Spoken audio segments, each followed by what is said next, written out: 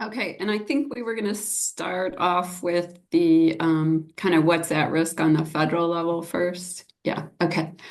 Um, well, we have been here before with having Donald Trump as president, but I will say I do think that this time around is going to be even more challenging. And I think we do have a lot more at risk because of the fact that he was able to make those Supreme Court appointments last time around. And the House, while marginally Republican, is in Republican hands, and not just Republican, but the MAGA Republican hands, and then the Senate as well. So we do have much to be concerned about. Rollbacks of climate action by President Biden. President Biden has been really the most active president we've seen when it comes to climate action. And we know that President-elect Trump was planning to issue about 100 executive orders on day one, beginning the rollback of some of the executive orders that President Biden implemented. I think the Justice 40 initiative, which was done through executive order and helps direct funding to those who have been disproportionately affected by climate change. I believe that one is definitely at risk. Likewise, we know a lot of what was in the Inflation Reduction Act will be looked at not just by how Trump continues or doesn't continue with implementation, but that they will do some rollbacks through the reconciliation process. And one of the reasons the reconciliation process is used is because they don't need 60 votes in the Senate. They just need 51 votes. And so we know like some of the tax credits for solar and wind and potentially electric vehicles, that those are at risk as well. Our our public lands are at risk, our national monuments, in particular, I think in Arizona, the Baj, Nuavjo, Itak, Kugvini, ancestral footprints of the Grand Canyon National Monument will be something they look at. It's a large monument, almost 1 million acres. It was established by President Biden, and therefore will get a look uh, from President-elect Trump. And we think that, I mean, last time he was the first president to ever, look at paring back monuments, and he did that with the Bears Ears National Monument and the Grand Staircase Escalante National Monument. We expect him to revert. He came in and reduced them, and then President Biden put them back, and we think that those will get pared back again as well.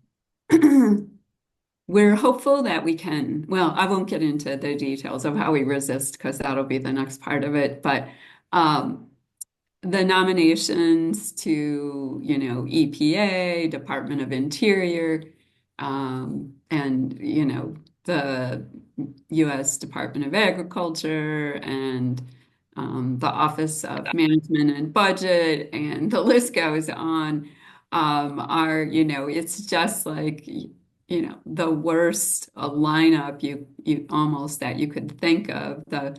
Um, and we expect that a lot of those will go through because the the nominations for some of the other offices are so outrageous that it kind of makes these folks look normal in comparison. And so we expect that they'll go through. But that means that a lot of good programs are at risk.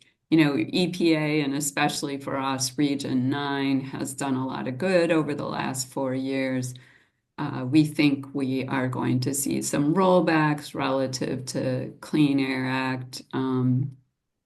Uh, well, Clean Water Act, we've already seen significant rollbacks, but especially Clean Air Act and some of the efforts that have been made to, take action on PFAS and other chemicals that have been, just kind of sitting on the list for a while.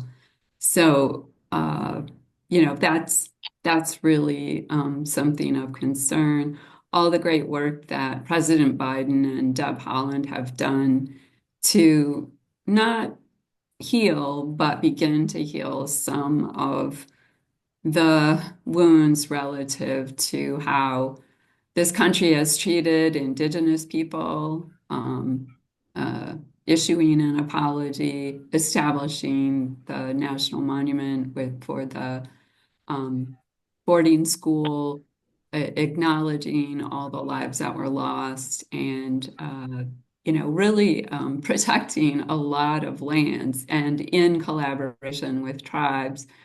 Uh, for the first time, really, promoting co-management as kind of a standard thing to do. So that's of concern as well. I will say, luckily, President Biden nominated a bunch of federal judges, and we are glad about that. Unfortunately, only one to the Supreme Court, but I think that will be somewhat helpful. And I am not going to talk about what the courts are, what we're concerned about the courts doing relative to these federal environmental laws, because I'm assuming that Kirsten is going to touch on that. Uh, so that's kind of the federal stuff. I think I'll stop there and turn it over to Kirsten, and then we'll come back and talk about the uh, state level. And obviously, there's a lot we all can do. So. That's great, Sandy. Thank you. And Kirsten, before you go, just to let everyone know, their talks are not going to be so long because they want to take questions from you and answer a bit, and then we'll just open into a conversation where we can be talking with each other. So thank you, Sandy, and thank you, Kirsten. Yeah, this is kind of a little bit more the depressing part of the presentation tonight, is talking about what we're fearing is going to happen on the federal level. So I thought that Sandy did a terrific job in giving an overview. Just a couple things that I would add. Sandy talked about the Inflation Reduction Act and concerns about what might happen with the money that Arizona and other states might otherwise benefit from that still hasn't been obligated. And I see that as one of the big concerns out there, is the potential impoundment by the Trump administration of monies that haven't been obligated, that Arizona might have a chance of otherwise obtaining. That was, as you know, a act with a lot of money and subsidies and tax credits, et cetera, for clean energy. And it's really important that we get as much as we can, the benefit of that statute. There is something called the 1974 Impoundment Act, which requires the president to go through certain procedures in order to impound money. And so I think there's going to be a lot of legal challenges to any effort the Trump administration might make to try to impound that money. So certainly it's not a done deal, whatever they do intend to do. But I would say that's one of the big federal things to look out for. One of the other things to look out for is the Congressional Review Act. It is a federal statute which provides power to Congress to basically repeal recent federal regulations. So Biden administration regulations that were protective of the environment, such as putting a fee on methane, some of these major regulations that came late in the administration, they are vulnerable during the early part of this next year. Once again, it's a very, very complicated procedural statute, and so there's a lot of opportunities to challenge any potential rollback. But people are looking very closely at that because it gives Congress a way, the Republican-controlled Congress, opportunities to try to roll back some of the more progressive Biden regulations. Sandy mentioned, the courts, and of course, there's seems to be pretty wide agreement among environmental organizations to try to keep things away from the Supreme Court because of the 6-3 conservative majority, and to try to direct more of the environmental litigation into the state courts. So that'll be the next topic that we will talk about. But as you probably know, there has been, it seems, a consistent effort in the current Supreme Court to roll back on administrative power, something called the Chevron doctrine. It went by way of the trash bin to take away the sort of discretion that is given to EPA and other federal agencies where a statutory authority is ambiguous on some topic. They're not going to get that deference. And the court has come up with these new doctrines like the major question doctrine, which is very much kind of a made up thing that basically agencies just don't have that power unless it's super, super, super clear that that's what Congress wanted to do. So it's not a very friendly environment.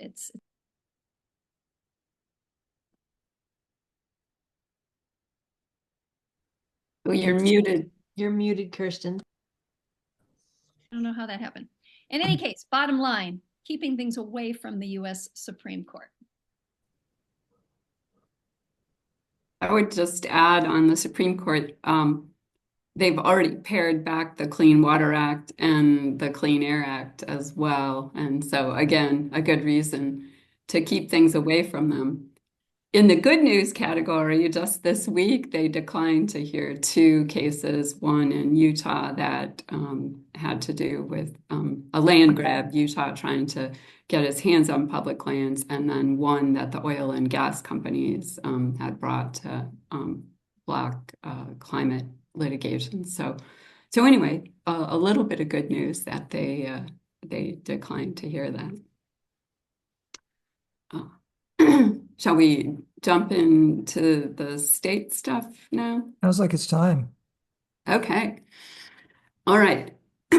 Well, let's see, there's so much to say about this state. And I did have some slides, but I'm not going to use them because I think it'll distract. So first of all, on the Arizona legislature, it has gotten worse. And despite all of those people who have said it can't possibly get worse, it can, it has. And unfortunately, we have some folks leading the House and Senate and chairing committees that are very unfriendly to environmental protection and generally to democracy. And I would say overall unfriendly to people. So the legislature is not a great place for advancing good policy. That being said, we are somewhat optimistic we can take advantage of some divisions in the Republican caucus between the Freedom Caucus and the rest of the folks to maybe stop some harmful legislation. And then, of course, Governor Hobbs can still veto bills. But we expect this session to be one of the worst because of who's in charge, and also because their main goal is to try and set it up as well as possible to make sure that Governor Hobbs is not reelected. And so they are going to send a lot of bills up to the governor and, force her to veto as many as is needed. And I think they are also going to be unwilling to give her any wins, which is why I'm really concerned that they will not advance anything on water. We've been working on a rural water bill, and I am concerned for that very reason. But I know the governor is planning to, push for it. She did issue a second challenge to them in her State of the State, saying, she went ahead with the Wilcox active management area to try to curtail some groundwater pumping there, and has indicated she will do more. It's the tool that she has. She would like a better tool, but they have been unwilling to give that to her. So we'll see what happens with that. And with the budget, she also challenged them to curtail these ESAs that are really knocking a massive hole in our state budget and make it more difficult for us to be able to do other things. Excuse me, what is an ESA?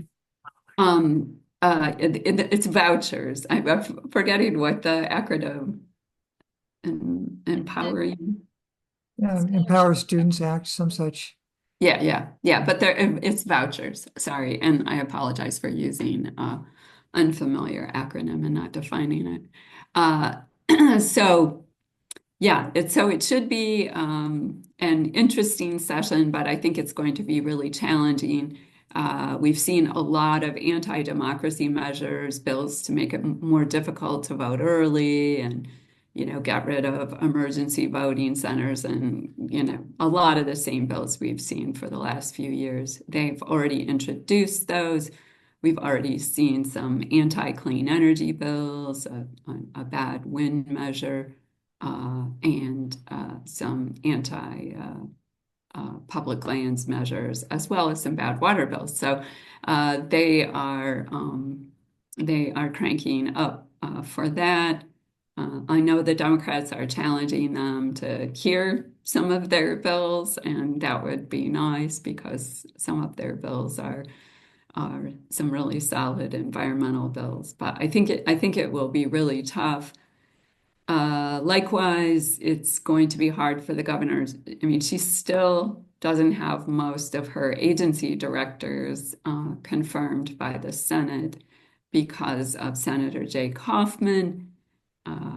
I think that will continue to be a problem. Some have gone ahead and, they've been withdrawn. They withdrew the ADEQ, the Arizona Department of Environmental Quality Director, but she's still there. So it's unclear what's going to happen with that. But definitely challenging. But we do have the backstop of the governor, and I think, she is willing to continue to use her veto authority. We also have a really strong attorney general who is willing to challenge some of these actions that, such as, over pumping of groundwater, using public nuisance. I think that is an important role she is playing, she's also challenged some of the actions of the Arizona Corporation Commission, which is another place where we have a lot of challenges. It's probably a commission that's the most friendly to utilities that I've seen, certainly in decades, if not ever, in Arizona. So that is going to be challenging as well. So Sandy, can you just quickly explain about the nuisance relative to pumping? I'm not sure everyone got that point. yeah, and I don't know, maybe I'll have the lawyer talk about it. Okay. Sure. Many of you may have read that Attorney General Mays has filed a public nuisance lawsuit against the Fundamente Saudi Arabian industrial agricultural entity in La Paz County. And public nuisance is this ancient, very, very broad doctrine, which can be actually brought by the Attorney General, and actually private nuisances can be brought by private citizens. And it's actually an action where you bring it for injunctive relief or some kind of change in the defendant's activities when they are unreasonably interfering with your use and enjoyment of a public resource. And she is alleging that this excessive groundwater pumping, which is causing subsidence, which she says is causally connected to homes and nearby farms losing their access to groundwater, is because of the excessive groundwater pumping, and that's a public nuisance. And she actually has the power by state statute to actually shut them down or have the court order a reduction in their pumping, and to create a public fund to reimburse those who have been harmed. So this is a first time that public nuisance has been used on something like this, I think, in the United States. But it's, I think, incredibly creative. It's going to be a very, very tough lawsuit because Arizona has something called a right to farm bill, which says that ordinary farming cannot be a public nuisance. So she's going to have to be able to show that this is not ordinary farming. This is, excessive, dangerous farming that is precluding other people from engaging in farming or living in this area. I think she had been threatening to file a similar lawsuit in Cochise County against the Riverview Dairy for the same activity, but with the recent designation of that area, the Wilcox, as an active management area, that may discourage her from doing anything in that area. She also had used it to stop a sand and gravel operation that was right in the backyard. The lawsuit itself didn't go forward. They just, in the end, packed up and left, right? Yeah, and some rich guy bought them out. So it was I guess there are. I think the Attorney General's office with Chris Mays, she has a history being on the Arizona Corporation Commission when it first regulated renewable energy, having a renewable energy standard. That's one of the bright lights that we have right now in an otherwise rather dim framework out there. She's been, filing lawsuits against the demand letters against the telecommunication industry for having lead-coated cables. She's got some PFAS lawsuits against the manufacturers of PFAS. And so there's some other, good things that are happening out of her office. Absolutely. And I know someone had put in the chat, like, what can people do? There really is a lot that we all can do. Inaction is really not an option. I mean, I always say to people, look, we know what the outcome will be if we don't try. But if we try, I know we can stop at least some of the bad measures, including some of the bad bills.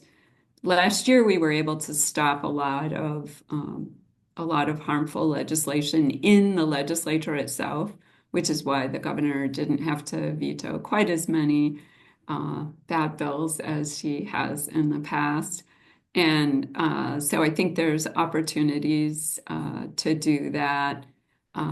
It's still really important for legislators to hear from you, even if you think they're totally on your side and supportive of what you care about. Uh, it, it's very helpful for them to hear from people and get that support. I Cindy, also wanted to mention, oh, with the governor's office, there are some things. She has an office of resiliency, which is funded by federal dollars quite a lot. So there may be some issues there, but still, they've been doing a lot with the Inflation Reduction Act, and I think will continue to do so. And then I wanted to make sure I mentioned, because I know the governor's office is looking for people to apply for these boards and commissions. We have a lot of boards and commissions in Arizona where there's opportunity to serve, including the Game and Fish Commission, for example. And it was really hard to get people to apply this last go around for that. And so I just wanted to mention that there's a page on the governor's website. And of course, at the local level, there are boards and commissions that always need people. And, sometimes things don't happen because there aren't people there to serve. So I just wanted to mention those two things. Go ahead, Stuart. Sorry. well, it sounds like we're getting now into what we can do part. Mhm. Am I reading you right? Yeah, I thought we Good. didn't want to dwell too long on, we Okay. didn't want to move into despair.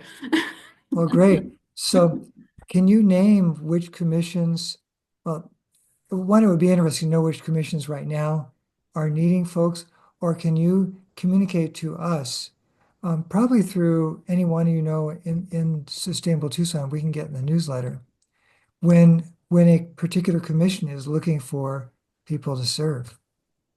Yeah, absolutely. I know there'll be another seat. So every year there's a seat up on the Arizona Game and Fish Commission. Usually applications open up in like September. And so, watch for that. There is a recommendation board for the Game and Fish Commission, which was basically set up to keep conservation folks out, but still, and those seats usually come up mid-year. And there's the Arizona State Parks Board that has a seat come up. Now, some of those have specific requirements. Game and Fish the has very loose requirements, except you can't have more than two or more than one from the same county, and you can't have more than three from the same party. But right now, there are no Democrats on the Game and Fish Commission. So if you know some Democrats, she could, you know, they they might have a shot. But yeah, there are a bunch, there aren't as many, I mean, beyond environmental as well, and where, they're looking for good folks to serve.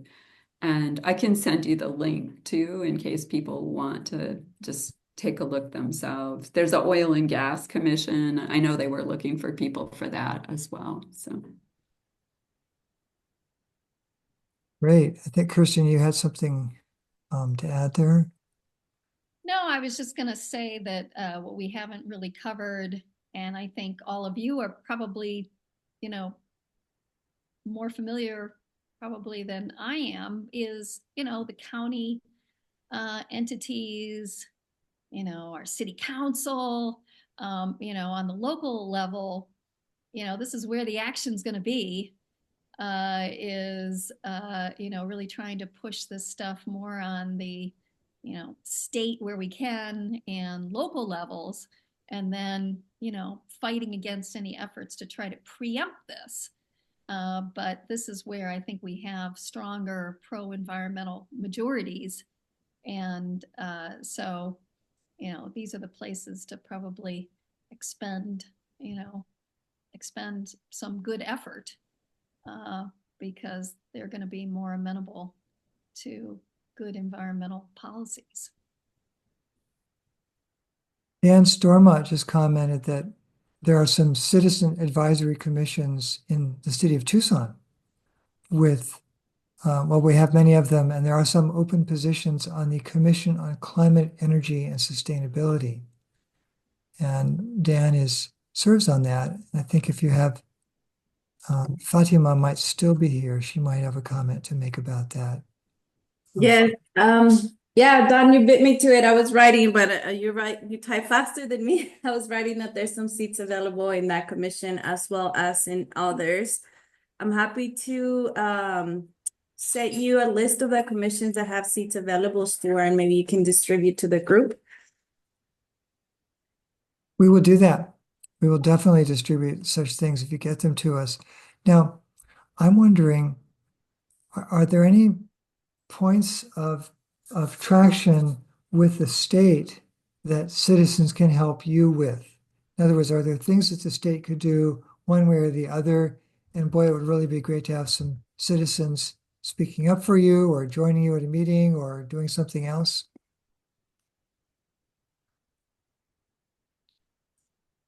Who are you asking, Stuart? Well, I'll start with you, Fatima, but I see Karen Wilhelmson's here also, and Natalie Shep was the last time I looked. And any of you want to take that one on? Yeah, I certainly, similar to what happens at the state and federal levels, I do recommend community members just to stay involved in mayor and council meetings. There's several items that go to it. I'm going to be giving an update on Tucson Resilient Together updates, the whole annual report on the 22nd. And there's also going to be the energy sourcing studies, the consulting firm that is carrying out the study is going to provide an update to mayor and council. So I'll certainly recommend folks to tune to that. It is going to be during study sessions. I believe it's the two last items in study session. And then comments are welcome during call to the audience at the regular session. And then the other thing is just stay involved in different events. I can share on the chat, but we're going to be hosting the second annual Southern Arizona Heat Summit. Stuart, you know about this because you're helping us create a breakout session. And so, yeah, I'll share that invite. Those events are important because they do kick off the multi-jurisdictional collaboration for preparing for the heat. And so, what comes out of it will be shared with the governor's office. So yeah, I'll share the invite in a second. That would be great. Thank you so much. Natalie, did you want to add anything? Are you in earshot now? I think Natalie, there we go. Hi. Sorry, I'm cooking right now, so it's going to be a little tough for me to give a full update, multitasking. But I will say that we are going to be putting, as long as we can continue to keep our climate pollution reduction grant funding, which is IRA money, we're going to be moving forward with developing our comprehensive climate action plan. And that is going to be due in December. And so we're going to be working on that, putting together stakeholder meetings for the different sectors and looking to try to identify specific control measures for the different emission sources. So that's all coming down the line in the next few months, assuming that things don't change dramatically at the federal level. So we'll have to see about that. So you'll definitely be hearing more as we get in the next couple months. So we'll be on your mailing list for those moments. Absolutely. Okay, great. And we can talk to Paula about making sure where they go in the newsletter and so forth. Thank you. Yeah, thank you. So, but Kirsten and Sandy, when we talked earlier, you both mentioned better familiarizing ourselves with the other branches of the state government. And um, I know the ACC is one of those. Do you have a paragraph or a page you want to give us on the ACC so we realize really its role in the sustainability of our state? Yeah, the Arizona Corporation Commission is our Public Utilities Commission, and then some. It is like a fourth branch of government because unlike most states' Public Utilities Commission, ours is established in the Constitution and has constitutional powers.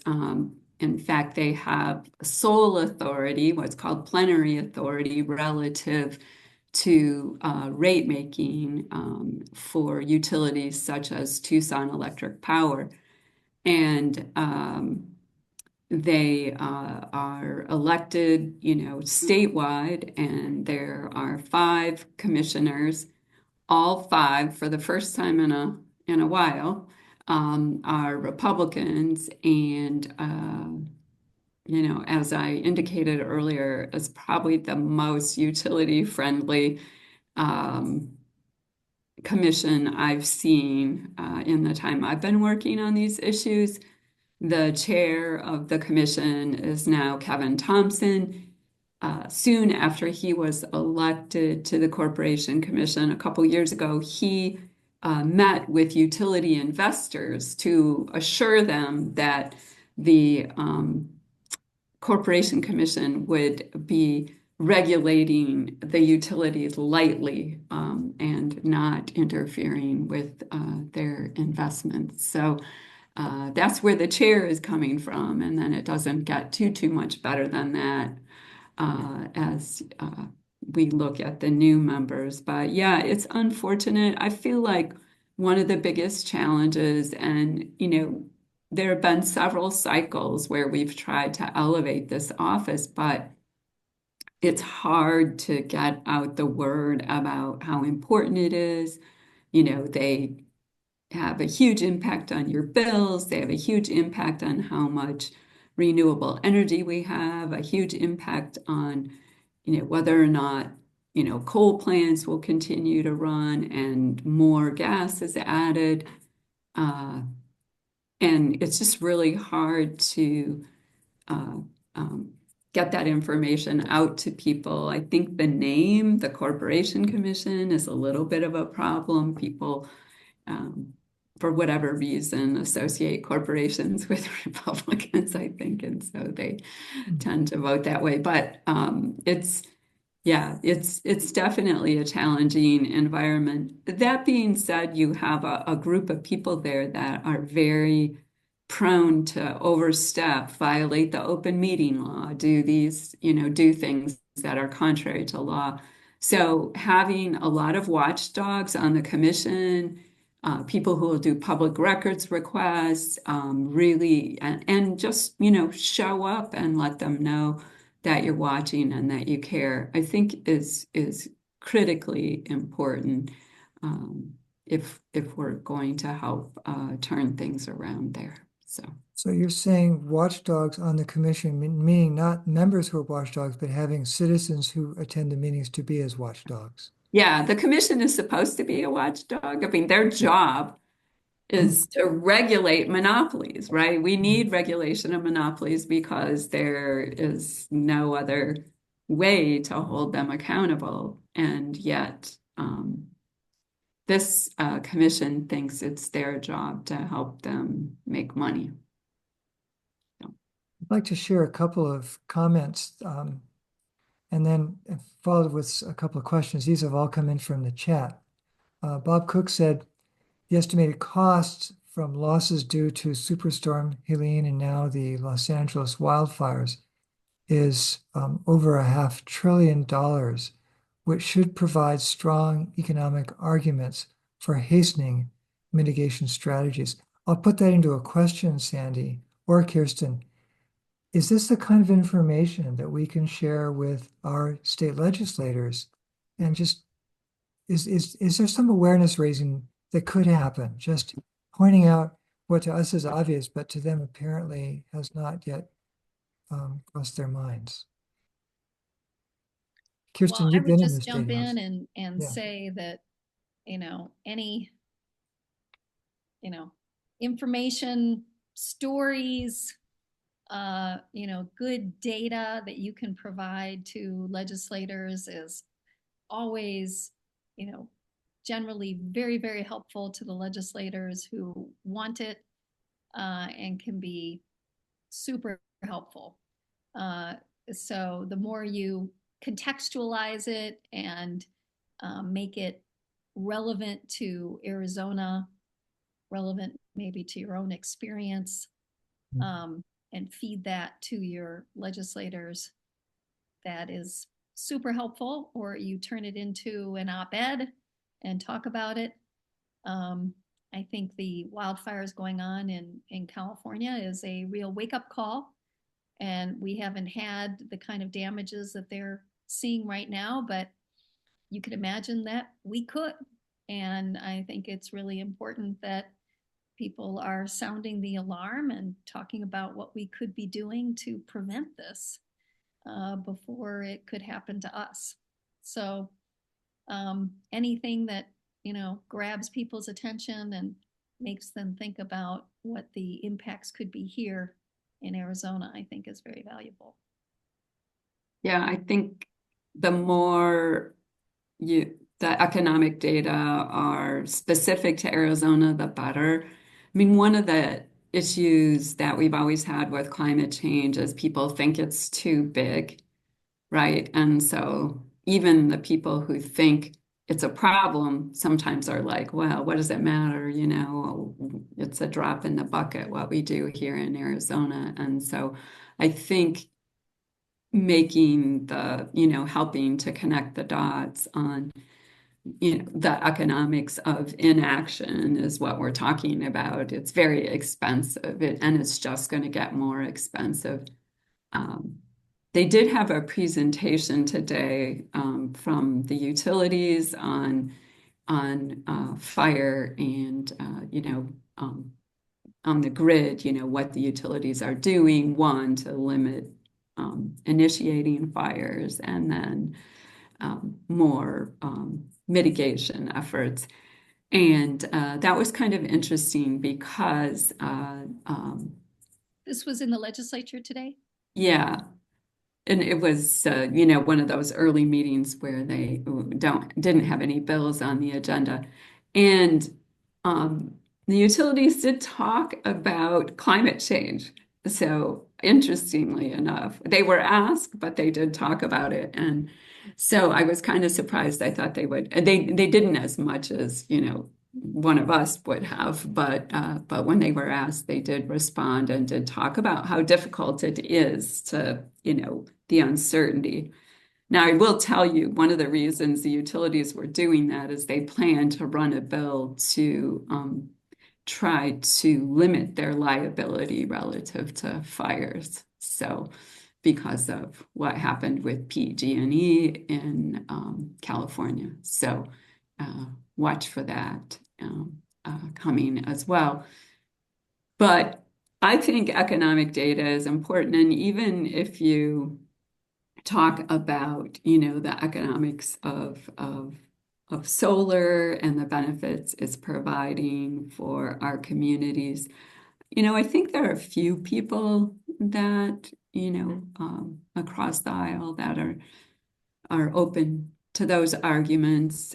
Even on wind last year, that bad wind bill never made it to the floor of the Senate. And I think that was partly, they saw it as a bit of an overreach. So it certainly doesn't hurt, but I would say try and make it as specific to Arizona, or if there's a community in their legislative district, you can make it specific to And if there is someone who has a story to tell, like I think it was really effective, the people who told stories about having huge cracks in their homes because of groundwater pumping, right? Those are the kinds of things that can help get the attention of more people. So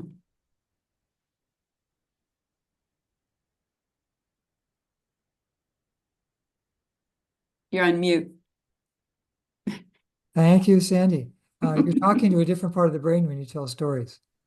And the story opens the brain up enough so facts can come in and find a place to sit and maybe to sprout. Yeah. But just a couple more things from the chat. There's quite a bit going on.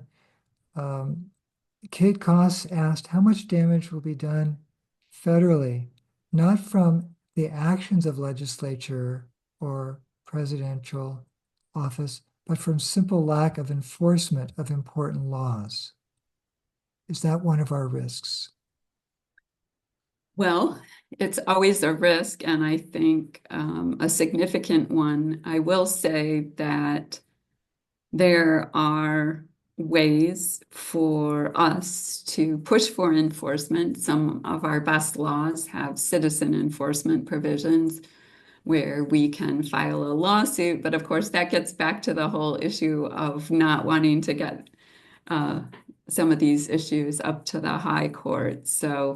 Um, so I think that we'll have to be pretty strategic on that. But I know, like, if their attorneys and others are talking about some strategic lawsuits right now, and I think that that's one of the ways to do it. But I would be lying if I didn't say that I think there will be harm from inaction. Even, here in Arizona, we have a regional haze state implementation plan that EPA just bumped back to ADEQ, and the Region 9 of EPA has been really kind of holding the Department of Environmental Quality's feet to the fire a bit. I worry that there will be some kind of backsliding. I'm not sure if it's subject to the Congressional Review Act. I think there's some question about that. And one thing about the Congressional Review Act, in theory anyway, that once they use that, that agency cannot do this same rule again without authorization from the Congress. So they not only roll things back, but they tie their hands. So yeah, I think lack of action will be a problem, but there are some things that can be done at the state level.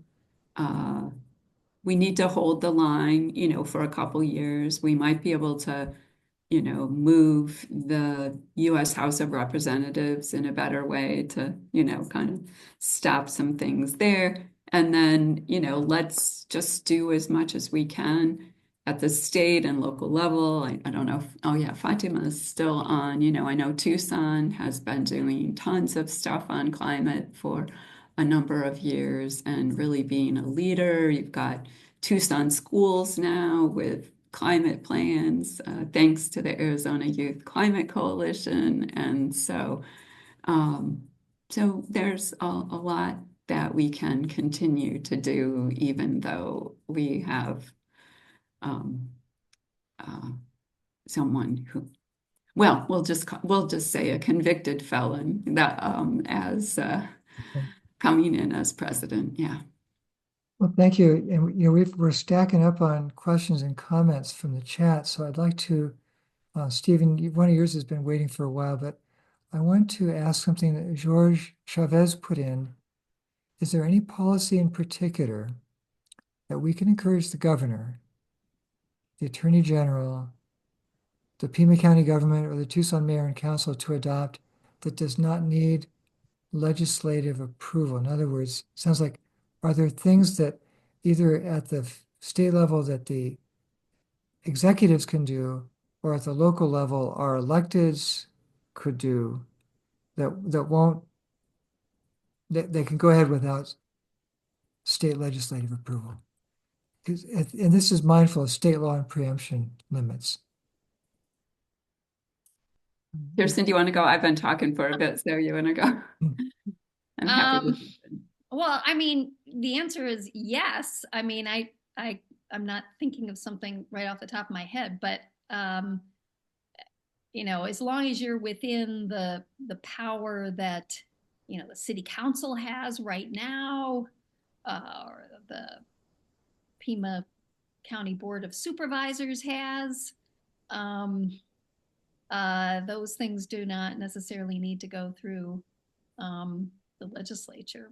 So things to encourage, you know, monitoring of, I don't know, of pollution and I'm not sure exactly what you might be wanting to do, but sure, there's a ton of things that don't have to go through the legislature. They have, you know, they have a lot of them have climate plans already that they're implementing. And of course, the thing that, you know, we need to keep an eye on with all levels of government is when they put together plans to make sure that those plans are reflected in their budgets, because without money to implement them, they're just words. And I say that has been a big thing I've been pushing with the city of Phoenix. So, but there are, so they have not been preempted on climate plans. There are certain aspects that they can't put in those, but they haven't been preempted on that. The governor can issue executive orders, and those do not require action by the legislature. There are ballot measures, though that's a way to get around the legislature. You can also do local ballot measures.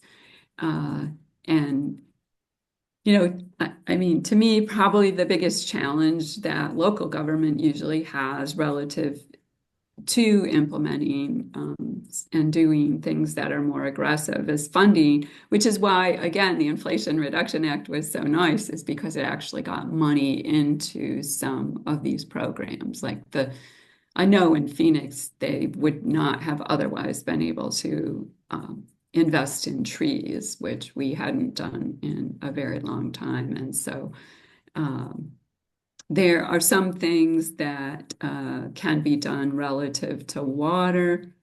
You know, the governor has been doing the active, for the first time, had the Department of Water Resources declare an active management area. That's the first time that has happened. All the other ones were either established initially or done by citizen initiative, as was the case with the Douglas AMA. And the Clean Water Act, even though it's been pared back, the Clean Air Act, even though they've pared that back, those are still good laws. And so, you know, we can, you know, push for the strongest possible plans to protect our health, whether it's ozone pollution or particulates. So I don't know. Sorry, I've probably went on longer than I should have, so I'll just stop. Thanks, Sandy. What's happening? It's hard to keep up with the chat, but that's a good sign. I'm going to go to Stephen. This is just out of order, except chronologically. He said parts of the business community have recently been economically moved toward mitigation of climate change and a more circular economy. What is your sense of whether that will continue or regress? And the next question is maybe the important one. Are there leverage points locally, regionally, nationally, and internationally for continuing to move the business community toward mitigation of climate change and more circular economy? I mean, I'll just throw myself in there. I think this is going to continue. You know, good environmental stewardship, good policies is good business.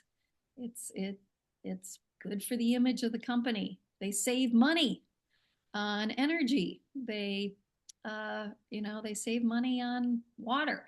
The real problem is to make sure that they are really doing what they say that they are doing, and it's not just some attempt to greenwash their company.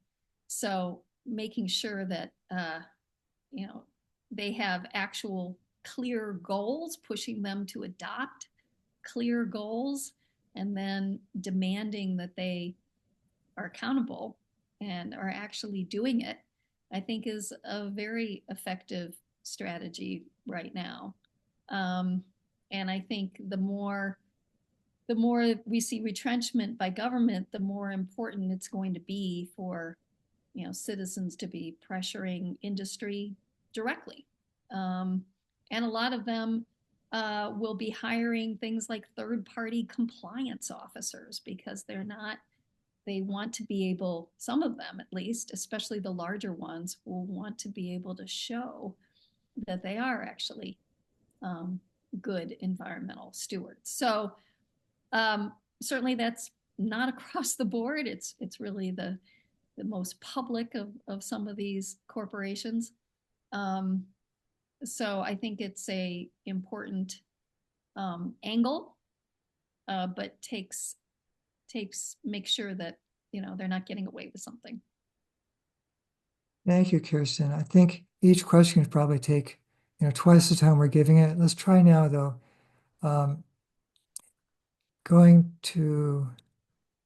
Sorry, I'm going to jump right to someone who's recent. Katie Brown made a comment that several people who are here in attendance attended a City of Tucson meeting to describe an initiative to develop teams of people in neighborhoods in a north-south corridor.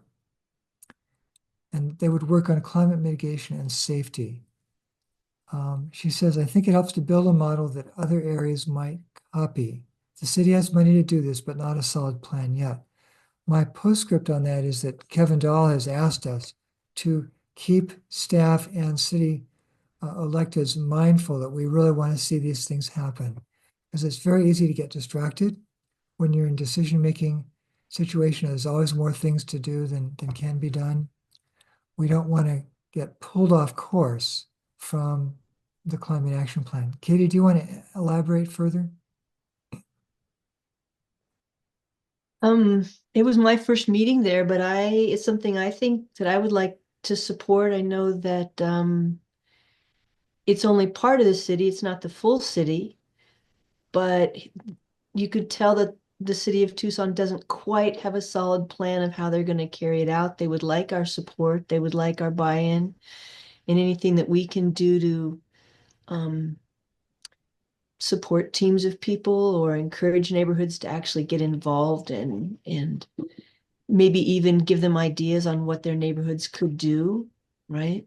Wasn't that part of it? I mean, Dwayne, were you there, Dwayne Stewart? You were there. Not the, oh, you're talking about the one in December? Right. Yeah, Dwayne was there for sure. Yeah. Sorry, I was just drafting a question and not listening. Right. No, I think that they just want our ideas and our support, and I need to learn a lot more about it. Was that the stakeholder conversation? Sorry, this is Fatima. Or is I it think that's something what it else? was called, wasn't it, Yeah, Stuart? at Donna Liggins. Yeah, go ahead, Fatima. Okay. Okay, I'm afraid to come off camera. Let's see Oh, where well, was that you that was running it? Yes. Oh, I recognize you now. I didn't recognize Okay, that. there you I go. guess Where I am I? guess several of us really were there, right? Yes, so that is an effort, so very initial stages as part of a grant, speaking of how federal and state grants have really advanced climate work for the city. That meeting was just part of an effort for a FEMA grant. So we're going to be developing a community resilience leadership academy, and we're going to be working with a firm to develop the materials, the lessons, and even before that work went to a consulting firm. We just wanted to get input from the community and see, like, is this ideas of the different modules that we have to build resilience, these 8 different modules, aligned with what you all think the community needs. Are we missing anything? And so there's going to be more on that, but it was a great first step just to get input even before it is an approved scope of work. But yeah, we're going to need a lot of support for that. The hope is that we can have a leadership academy that is available to all and that is useful. So there's just one piece of the different grant funded projects that the city is doing. But yeah, happy to stay connected and keep you all engaged on that because that's a really cool project. Yeah. Thank you so much, Fatima, for that. And George has a follow-up question too. This maybe go, well, this could go to either of Kirsten or Sandy. But before I say that, I don't want to drop this topic. Is there anything more we need to say or learn about this this north-south corridor? Okay, going once. I was is it going to say, north-south Fatima. corridor? Oh. I'm not sure I understand. Okay. Fatima, what is this north-south corridor? So it's just a demographic area that the city of Tucson is implementing several projects, so leveraging investment. It's part of the planned area for the bus rapid transit. And so it goes norte to sur in the city. And so it's just an area that is within like the environmental justice census tracts. There's a lot of need and there's a lot of projects that are happening there. And so we have selected that area for different grants because of the levels of investment and just stocking those investments in that area of need. And so part of that is doing this leadership academy with the residents in that area. Fatima, have you gotten input from local PSR on this particular project? Yes, they were at the meeting. That's right, of course. All right, and let's see.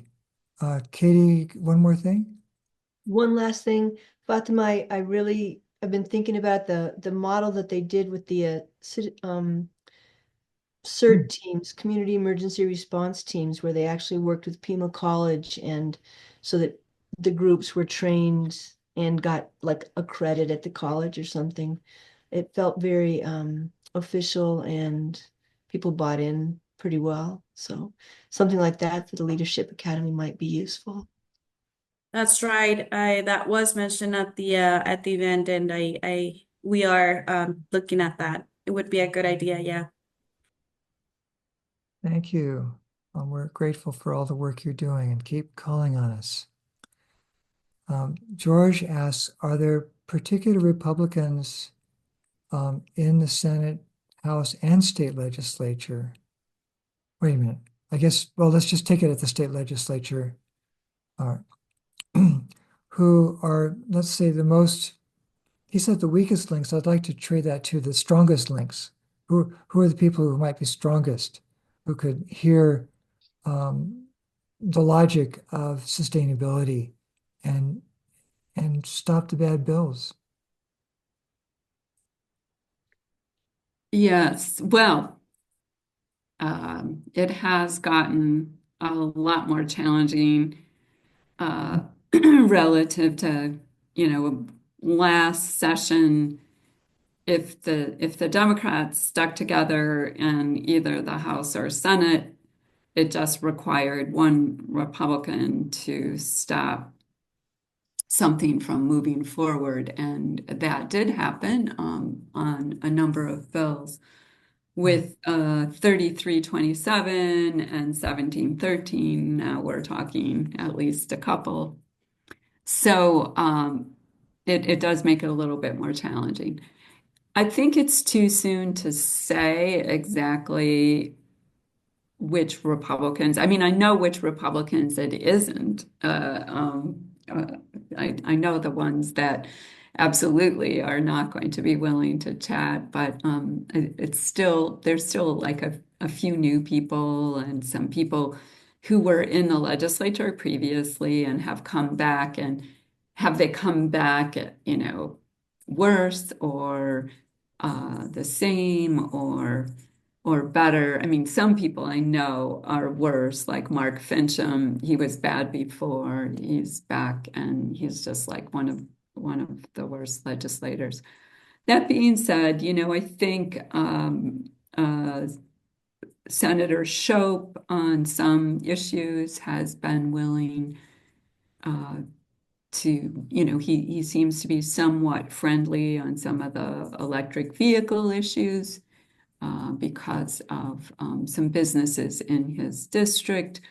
I don't know if you remember, but when Victoria Steele was in the legislature, Senator Shope heard her bills in his committee and actually voted for some of them. So they actually got out of the Senate and then went over to the House and died. Those were mostly on clean transportation. But so him, Senator Dunn on some issues, maybe a little bit on water. We'll see. Uh, both of them, I think, are people you can have conversations with. Um, but again, if their caucus has taken a position, it may be very difficult to get them to move because they get concerned about being punished either in a primary or, in the legislature itself, their bills not moving forward. Senator Carroll on some of the transportation issues had been willing to try to work on some things and stop some bad bills. So those are three. I know that's not very many, but that's what I have right now. So Senator Chope, Senator Carroll, and the third Chope. one was Shope, Carroll, and Dunn. done. Those are all in the Senate. I don't really have anyone in the House right now. Thank you. Dwayne's got something and we need to get to, but I want to speak I'm to. all right. How are you all? Okay, someone needs to mute if they can. Thank you. A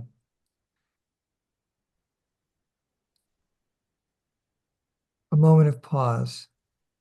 Garrett Weaver is here. He's a member of the Citizen Climate Lobby. And in November, they met to talk about, well, so what do we do now?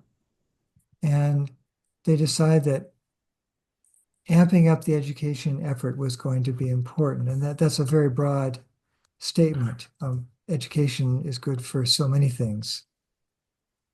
I wonder, maybe coming back to this thought, is there something that we need to do for public education so that that gets up to the legislature, or is there still hope for legislature education on these issues that we see as so important to everyone's well-being? Well, I think it's a both and thing. We need to continue to help the public understand the ramifications of what happens, when they send certain people to the Arizona legislature or to the Corporation Commission or various places. I mean, that's an important part of the whole process. And one of the things I was going to mention is, we lobby or advocate, and when legislators make what we think is the wrong decision, we also need to hold them accountable. We need to make it, Sierra Club does a report card every year on the legislature. And, there are other ways to do it, but at least, try to highlight the actions that legislators are taking. So when they go into their districts, they actually hear from people. Like it doesn't take that many people to, have an issue I get have a voted. lot of nice fresh premise along that already. It just got stirred in, FYI. But Thanks, Sandy. So I mean, just imagine, if they're back in their district and they're, doing a little, gathering or town hall, and three or four people ask them, about why they did something, or ask them to, support funding for coal community transition or whatever. Um, that would get noticed. I'm not saying they would immediately, but they would notice it, and so I think it's both. We need to make sure the public's aware, they're aware, and that we're holding them accountable. You said that having coffees with our legislators. And is that something that we need to put some effort into, is encouraging them to have monthly or seasonal coffees in their home districts? Yeah, absolutely. I know some legislators do it, but if they're not, at least, there may be certain times when it's harder because of how much time they have to spend up at the Capitol, but at least have regular gatherings where they hear from you. And part of it is, continues to um, I think make them feel supported if they're doing the right thing, but if they're not, at least they're hearing from uh, from folks, and who knows, they might pick up on something. Jana was asking about the rainwater harvesting, and one of the things that happened with Senator Soap on rainwater harvesting is there was a bill in his committee, and I spoke about rainwater harvesting. I mentioned, how there had been tax credits. They went away. We tried to get them back. They wouldn't. And he really expressed interest in rainwater harvesting. And so I'm like, well, maybe there's an opportunity for some bipartisan work there. So I know that Representative Liguori reached out to him on it. I don't know how it went, but you never know, like where you might find a little piece of common ground to carve out. And one thing we do know is, like, sometimes it doesn't always happen, but sometimes when, people are really solid here and they've had regular communication, and then they move to Congress and maybe they're not hearing from people as much, and they might go astray, like former Senator Sinema did. So it's a name, but I think part of that is because of that lack of interaction, and so I think it's really important to do that as much as possible. Yeah, I would chime in here. I mean, when I was in the legislature, we had a town hall every single month. And we weren't the only district. This was the old LD10 here in Tucson. Other districts did it as well. Not that many, but some did.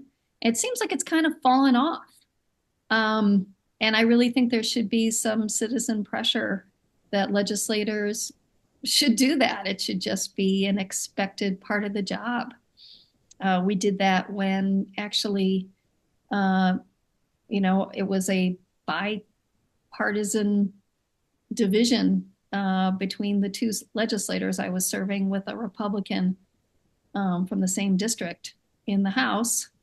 And to his credit, that legislator would show up to these town halls as well. I also wrote a newsletter about every 3 or 4 weeks. And so I think these are things to ask your legislator to do. Let's hear 30 seconds on CCL from Garrett Weaver. Thank you, Stuart. I really appreciate this forum. And we know that building a bridge in our community is really important, and that's one of the pillars of the CCL philosophy, the Citizens Climate Lobby philosophy. One of the projects that we're working on this year, when we talk about public education, is that we have assembled a team to start producing a podcast. We're going to be it's going to be about climate change, but it's also going to be about water issues. It's going to be about energy policy. and specifically focused on targeting general audience members. So we're going to make this very approachable from a general audience. I see a lot of real people here with a lot of expertise, and we may be reaching out to many of you to interview you on a variety of topics. So thank you, Stuart.